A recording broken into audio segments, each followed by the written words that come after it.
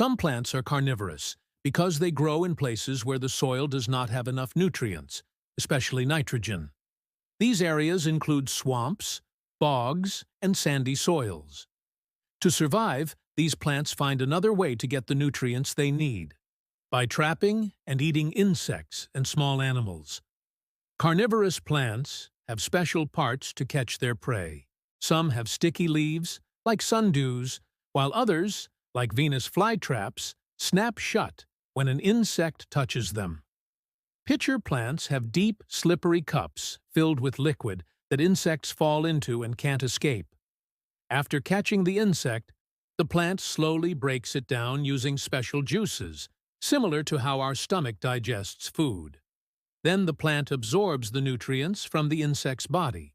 This special way of getting food helps carnivorous plants live and grow in places where other plants cannot survive. It's a smart survival trick in nature